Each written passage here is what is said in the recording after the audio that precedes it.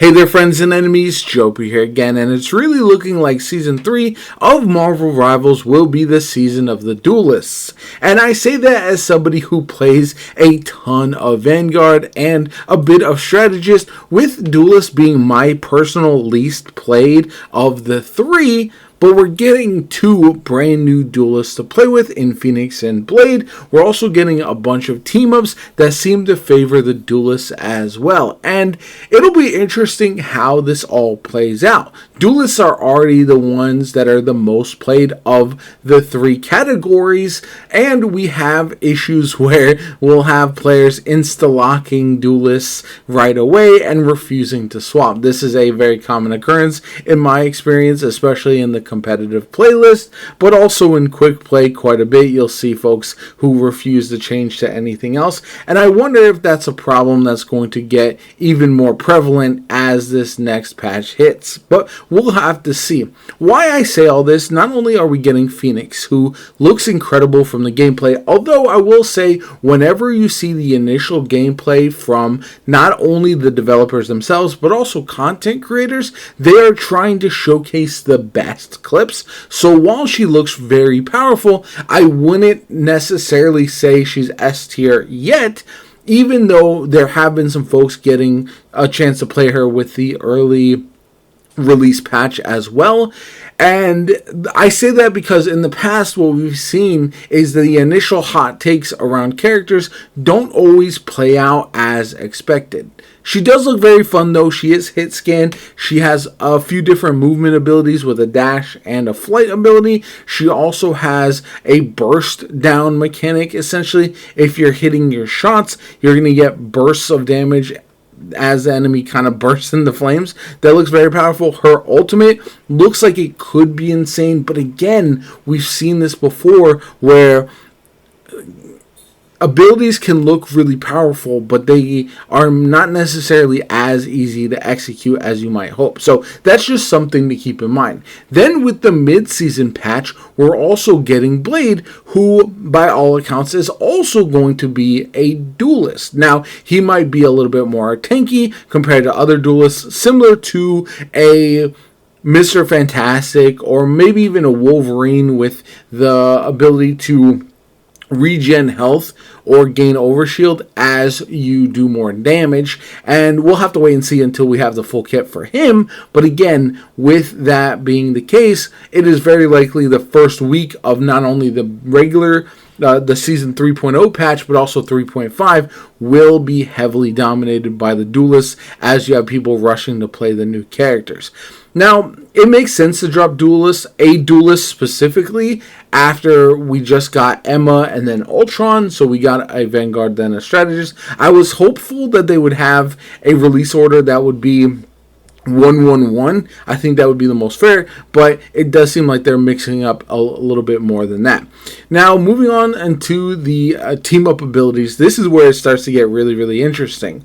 The Phoenix team-up is with Wolverine, and it looks kind of insane. He gets a healing mechanic, like a lifesteal, essentially, when you were using him with Phoenix, and because of that, he basically looks immortal. Now, this is going to be situational. We don't know the cooldown fully, how that's going to play into things. It's not like he's going to be permanently invincible, but I do feel like this is one of those team-ups that is going to get nerfed sooner rather than later if it plays out as expected. But again, if you want to maximize this, you have to play Wolverine and Phoenix, unless one of them gets banned, which will be likely in higher ranks of competitive. Now, in quick play, obviously that won't be an issue.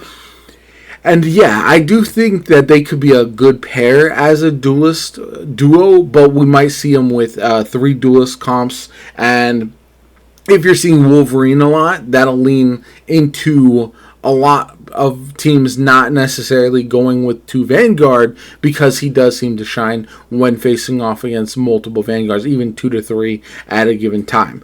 Then we have another team up with the Human Torch and Spider-Man. This is a combo that doesn't really make sense to me, but it does look like it's going to add something to the gameplay. Now, this might not be as used. I don't feel like people are going to rush to use Human Torch, and Spider-Man is essentially one of those characters you either main him or you don't play him, so I don't think this will affect how often people are playing these characters, but we might see a few more Human Torches if the overall team up is really solid. So that remains to be seen. That being said, I do feel like we are in a situation where having multiple duelist-only team-ups might not be best for the game, especially because people, I think, especially in the lower ranks of competitive, who when they don't have characters they're supremely comfortable with, they still will juggle and play based on their team comp and lean into playing these team ups a little bit too much. I've seen people go and play characters for the second or third time ever while using a team up, and that, in my opinion, doesn't make a lot of sense. The buffs and nerfs also seem to favor duelists. The Vanguard meta isn't going to change very drastically, I think, especially when it comes to Magneto being very strong. Yes, Emma's getting a nerf. Thing is getting a bit of an adjustment, but that's also coming in a point where I don't know how many flyers we're actually going to see next season in comparison with season 2 with the 2.5 update. So that thing punch from midair might be really good, but it might not necessarily be as impactful as we would hope. But I'm glad to see thing get a little bit more use. And the Vanguards, other than that, are not really getting a great overhaul.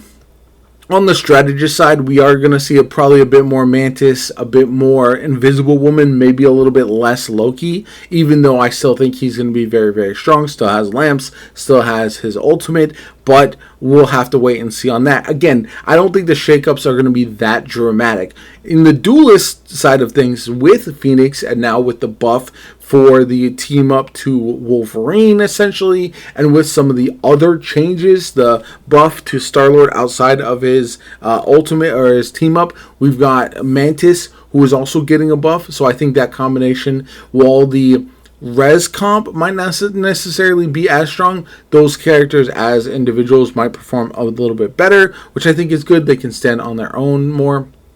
And I think some of the other changes, personally, just tend to favor duelists. Maybe not dive characters specifically. I think they're the ones that might be left a little bit. But again, Winter Soldier, Hela, still going to be very strong. Phoenix, still going to be very strong. A lot of these characters who are already really nice. Punisher is getting his turret nerfed, which I think is necessary, especially you would see teams, especially in competitive play, set up with Invisible Woman shield and a shield tank in front of Punisher and just watch him absolutely rip the other team. And now that's not going to be as possible, hopefully. I just wish at the lower ranks, when you're climbing, more people would take care of the turret and just get rid of it as soon as possible. But that's a personal thing more than anything. Anyway, as far as the overall duelist season goes, I do feel like it's going to be pretty interesting watching how ranked plays specifically, and whether or not we're going to see a lot less Vanguard play. Maybe we see the rise of the 2-3-1 comp with 2 strategists, 3 duelists, and 1 Vanguard. I feel like that'll be very prominent. You'll have characters that can heal, that can do damage, that can sustain. You can have a Phoenix, a Wolverine, you've got Iron Fist, stuff like that. But you can also throw in a Punisher, characters like that as well. So I'll be very curious to see how that all shakes out and where the counters lie, because I do feel like there's going to be a meta, there's going to be a counter meta, and we'll have to see which one really performs well into the next season. I'm really excited. I'm looking forward to this patch, and I'm really excited that we're going to see patches every month instead of every month and a half going forward as well. So that is very, very exciting news. Anyway, let me know what you guys think in the comments down below. Like the video as always, comment, subscribe. Let me know if you agree or disagree. My name is Jopa. Have a good one, and I'll catch you all later.